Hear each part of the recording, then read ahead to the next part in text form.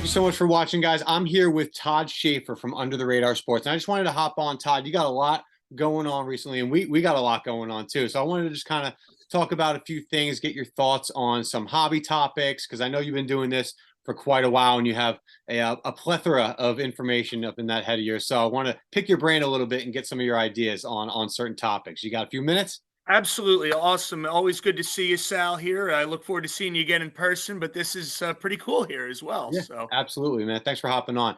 So anytime. one of the topics that you and I mean, we talk pretty frequently. One of the topics that you and I had discussed was, Facebook groups and selling your items, because I know you have a huge inventory, and I'm building up my inventory as well, working alongside you. But how do people sell a lot of their items online? Are Facebook groups dead? I mean, I've kind of noticed that trend where, certain local groups that were, I was involved with, I'm not going to name them, but we used to be able to sell a ton of items in those groups at any given time. And now it seems like they've kind of died off a little bit. They're not as active. People aren't really posting as much. People aren't really selling as much in these specific groups. What are your thoughts on Facebook groups, and have you had much success selling inventory in those groups? The success has been very small lately. I agree with you. They were all very active. They came out like a house on fire when, like, before, like, the pandemic, it just escalated everything,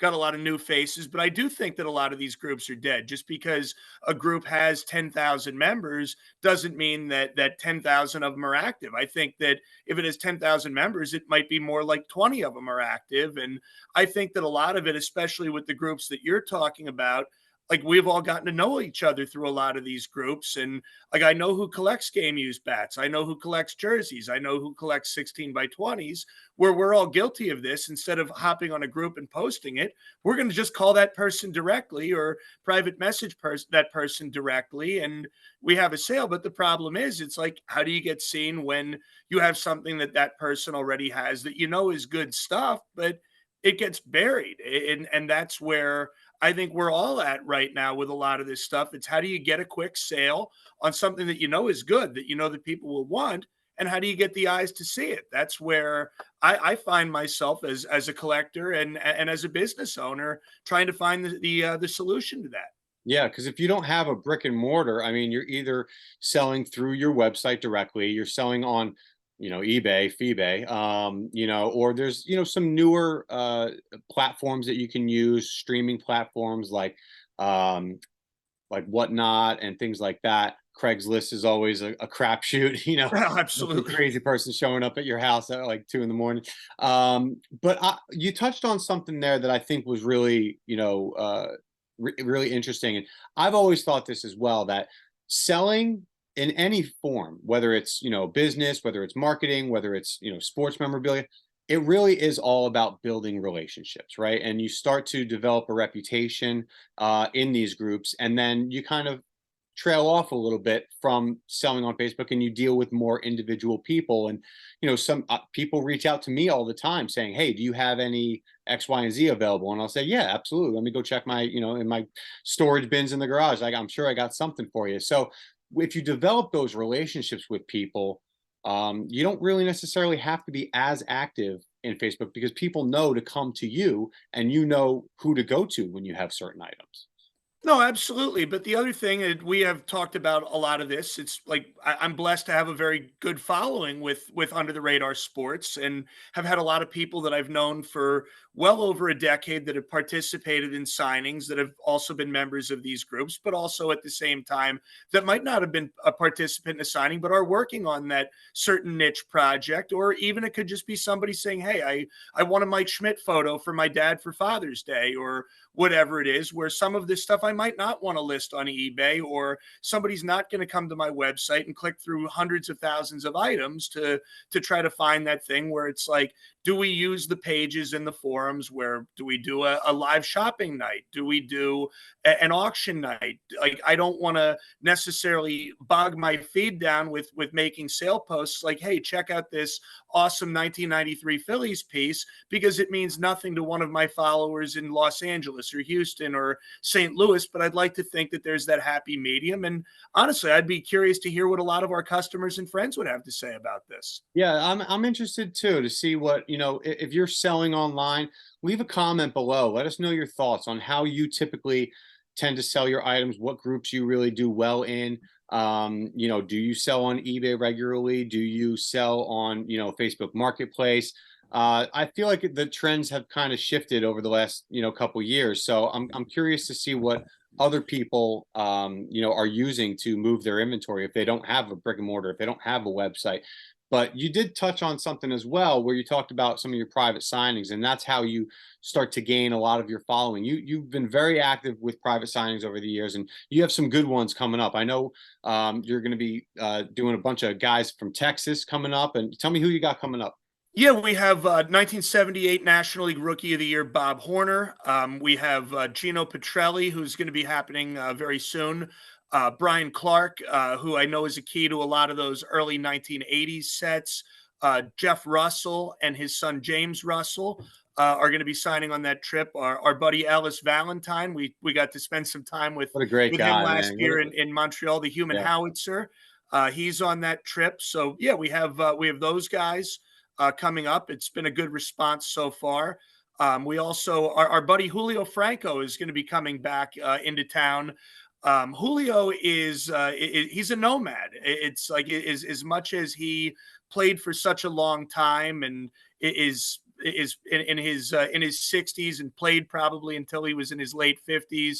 Yeah. He coached in Mexico a few years ago. He's going to be taking a coaching job in Korea, where he's going to be over there for an extended period of time. So if you haven't gotten Julio Franco in one of our last signings, it could be a while until he's back in North America again. And I encourage people to take advantage of the situation when he'll be around, that we could get them done. And then, of course, our friend Perry up in Montreal Harry. with partying like it's 1994, Oh bringing my back gosh. the best team in the National League, the Montreal Expos, headlined by Pedro Martinez and Moises and Felipe Alou. But so many of the other unsung guys of that team, our buddy Tom Brady's body doubled, Darren Fletcher, Sean Barry.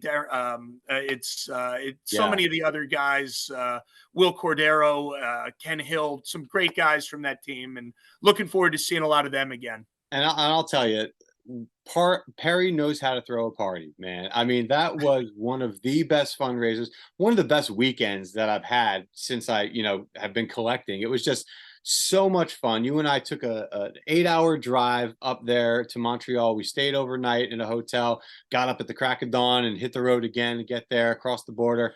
And from that point on, it was just go, go, go. I mean, we were doing signings, we were, doing the party. The gala was fantastic. It was just hanging out with the players at the bar. It was just so much fun, and I can't wait to go up and do it again. We got a couple special guests that we're going to be promoting. Like you said, Pedro Martinez is going to be there. We're also Perry's also bringing up, a Philadelphia fan favorite, Bernie Perrant, is going to be Yes. coming up to Expos Fest. So looking forward to spending some time with Bernie, getting some questions, get some content with him.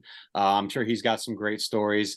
And just the list goes on. Felipe Alou, Moises Alou, that Felipe, one of the best guys and one of the nicest guys that you will meet ever. He was so gracious and so nice. And I got a chance to kind of run the signing with him and spend some time and heard some stories when he was looking through some of the memorabilia that people were sending in. What a great guy, man. What Yeah, can you tell me he's about him? I mean, you know him pretty well at this point.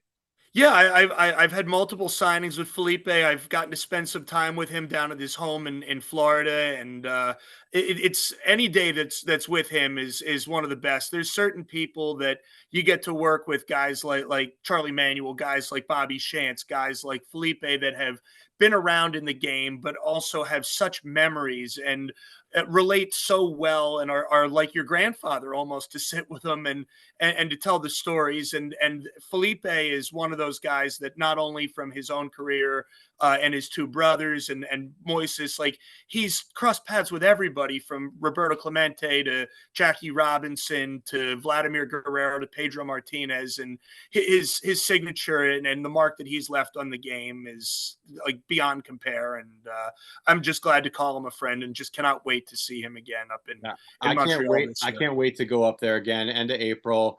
Expos Fest. If you haven't heard of Expos Fest, definitely look it up. All the proceeds go towards a fantastic charity. Perry raises a ton of money for this charity, and it's close to his heart. So I definitely recommend checking out Expos Fest, and it's going to be. I'm looking forward to it, man. I'm I hoping it's can't going to be wait. an annual thing of us going up there because it was a fantastic time. It was a lot of fun. Absolutely. He's got a big project with more money to raise. I thought that he was going to quit after $1 million, but no, that guy will raise $10 million. Yeah, And I no, can't wait to see the players that he involves to do it. So yeah, he does a great job he's up the there. best. So one of the other things that I wanted to talk about was you had mentioned, that you have an extensive inventory, a lot of cards, right? You focus mainly on autographed cards, and you also sell non-autographed, base cards.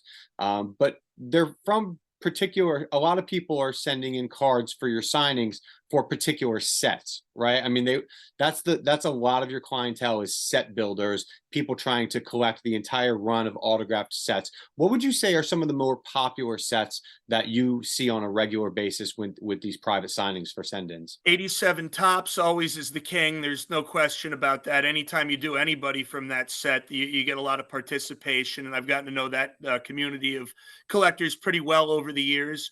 Your Dick Perez, your Diamond Kings are always very popular when you have one of those guys. 1990 Leaf has really come on the last couple of years. 89 Upper Deck. Most of your top sets, period, from the 1960s to the mid 90s, the pre Derek Jeter Ichiro era. All of those are very popular, and but also it's like every once in a while you see something else in between that pops up that's popular. 93 Flair had a moment. Like there's other cool sets like 1996 SPX, cool set, hologram looking Yeah, cards. that's It's something cool. that I always love to see it. It's the players a lot of times like to see a lot of the stuff, especially the more modern guys when they turned on the presses and didn't stop. It seemed like you do. Like I'm in the process of reclassifying a lot of my inventory, and I've been stuck on 1995 and 1996 for yeah, what it seems like months because there's so many different Fleers. There's Fleer Ultra, like yeah, all it's of the different upper like tops wasn't as like what they are now with all the different colors and variants and pieces of memorabilia, but they made some cool products back then, and it's yeah. cool to see a lot of them.